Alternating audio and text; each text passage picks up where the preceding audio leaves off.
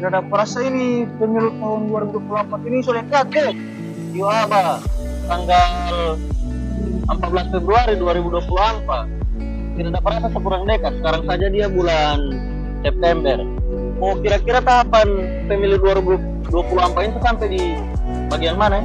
Nah, kebetulan kemarin itu kita sempat diperakor di KPU mengenai dari tahapan pemilu itu sekarang itu sampai di pencermatan DPT. Nah, kira-kira bagaimana pemberlakuan bagi caleg yang berstatus mantan terpidana? Mas kalau begitu, sebagaimana yang dijelaskan oleh anggota divisi teknis. Berdasarkan keputusan Komisi Pemilihan Umum nomor 1026 tahun 2023 tentang perubahan atas keputusan Komisi Pemilihan Umum nomor 996 tahun 2023 tentang pedoman teknis penyusunan daftar calon sementara dan penetapan daftar calon tetap anggota DPR, DPRD Provinsi, dan DPRD Kabupaten Kota bahwa dalam hal penggantian calon sementara anggota DPR, anggota DPRD Provinsi, dan anggota DPRD Kabupaten Kota yang diajukan berstatus sebagai mantan narapidana atau mantan terpidana berdasarkan putusan pengadilan yang telah memperoleh kekuatan hukum tetap karena melakukan tindak pidana yang diancam dengan pidana penjara 5 tahun atau lebih telah melewati jangka waktu 5 tahun setelah selesai menjalani pidana penjara berdasarkan putusan pengadilan yang telah berkekuatan hukum tetap terhitung sejak tanggal selesai menjalani masa pidananya, sehingganya tidak mempunyai hubungan secara teknis dan administratif dengan kementerian yang menyelenggarakan urusan pemerintah di bidang hukum dan hak asasi manusia sampai dengan tanggal 3 Oktober tahun 2023. Oh, baru bagaimana dengan calon yang berstatus kepala daerah, wakil kepala daerah, ASN, TNI Polri, kepala desa, perangkat desa, atau BPD? Ini juga dalam penjelasan rapor kemarin. Dalam hal terdapat calon sementara anggota DPR, DPRD Provinsi, DPRD Kabupaten Kota yang berstatus sebagai yang pertama, kepala daerah, wakil kepala daerah, ASN, TNI, Polri, direksi, komisaris, dan Dewan Pengawas dan karyawan pada badan usaha milik negara dan atau badan usaha milik daerah atau badan lain yang anggarannya bersumber dari keuangan negara. Selanjutnya juga yang berstatus sebagai kepala desa, perangkat desa atau anggota badan pemusyawaratan desa belum menyampaikan surat keputusan pemberhentian atas pengunduran diri yang diterbitkan oleh pejabat yang berwenang. Partai politik peserta pemilu harus menyerahkan surat keputusan pemberhentian dimaksud melalui silon paling lambat sampai batas akhir masa pencermatan rancangan DCT sesuai dengan ketentuan PKPU dalam pasal 14 ayat 3 dan pasal 15 ayat 3 PKPU nomor 10 tahun 2023. Baru bagaimana kalau terjadi perubahan, misalnya terdapat perbedaan gambar atau nomor urut partai politik? Tenang, itu sudah diakomodir di peraturan KPU sebagaimana dijelaskan di rapor kemarin. Terhadap perubahan rancangan DCT berdasarkan kondisi yang meliputi perbedaan tanda gambar dan nomor urut partai politik peserta pemilu, admin silon partai politik peserta pemilu dapat melakukan klarifikasi dengan melampirkan dokumen pendukung kepada KPU, KPU Provinsi, dan KPU Kabupaten Kota melalui silon dan sistem informasi partai politik. Jadi kepikiran soal calon pengganti yang berstatus mantan terpidana tadi. Kira-kira bagaimana prosedur pergantian Leo? Kritis ulangan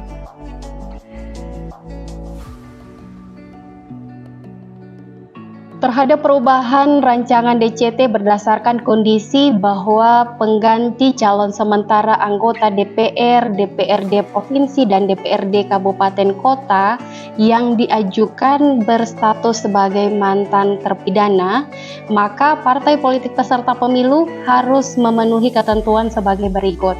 Yang pertama, mengirimkan data dan dokumen persyaratan administrasi pengganti calon sementara anggota DPR, DPRD Provinsi, dan DPRD Kabupaten Kota.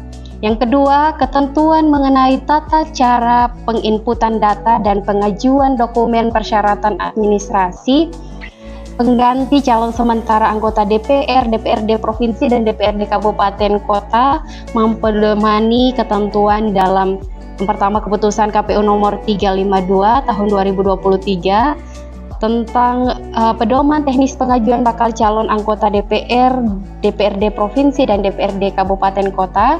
Yang kedua, keputusan KPU nomor 403 tentang pedoman teknis verifikasi administrasi dokumen persyaratan bakal calon anggota DPR, DPRD Provinsi, dan DPRD Kabupaten Kota.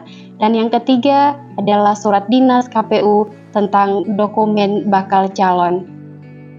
Selanjutnya, partai politik menyampaikan daftar calon sementara anggota DPR, DPRD Provinsi, dan DPRD Kabupaten Kota menggunakan formulir model B daftar calon perubahan partai politik disertai foto diri terbaru dan dilampiri dengan dokumen persetujuan pengajuan calon sementara anggota DPR, DPRD Provinsi, dan DPRD Kabupaten Kota dalam bentuk yang pertama fisik yang disampaikan kepada KPU, KPU Provinsi, dan KPU Kabupaten Kota pada masa pencermatan rancangan DCT. Kemudian dalam bentuk digital yang diunggah di Silon. Dokumen persetujuan sebagaimana dimaksud ditandatangani oleh Ketua Umum Partai Politik peserta pemilu atau nama lain dan Sekretaris Jenderal Partai Politik peserta pemilu atau nama lain yang sah sesuai dengan keputusan Menteri yang menyelenggarakan urusan pemerintahan di bidang hukum dan hak asasi manusia tentang pengesahan susunan pengurus partai politik tingkat pusat.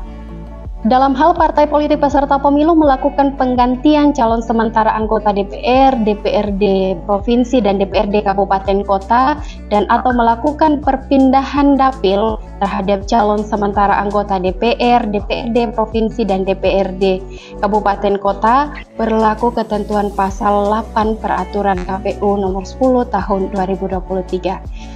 Penyampaian daftar calon sementara anggota DPR, DPRD Provinsi, dan DPRD Kabupaten Kota disertai foto diri terbaru dan dilampiri dengan dokumen persetujuan pengajuan bakal calon sebagaimana dimaksud dilaksanakan mulai pukul 8 sampai dengan pukul 16 waktu setempat, kecuali hari terakhir masa pencermatan rancangan DCT, yakni dilaksanakan mulai pukul 8 sampai dengan pukul 23.59 waktu setempat.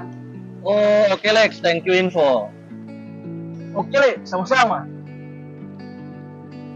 Teman pemilih dimanapun Anda berada, sebagai informasi, saat ini adalah masa tahapan pencermatan DCT, di mana pada tahapan ini partai politik dapat melakukan perubahan. Yang pertama adalah tanda gambar dan nomor urut partai politik peserta pemilu. Yang kedua, nomor urut, nama lengkap, dan foto diri terbaru bakal calon. Yang ketiga adalah calon sementara diganti berdasarkan persetujuan dari Ketua Umum Partai Politik atau nama lain dan Sekretaris Jenderal Partai Politik atau nama lain yang sah sesuai dengan keputusan Menteri yang menyelenggarakan urusan pemerintahan di bidang hukum dan hak asasi manusia tentang pengesahan susunan pengurus partai politik tingkat pusat. Dan yang terakhir adalah partai politik dapat mengajukan perpindahan dapil terhadap calon sementara. Nah, teman pemilih, mari sama-sama kita sukseskan pemilu serentak tahun 2024 ini. Kami KPU Kabupaten Gorontalo siap melayani.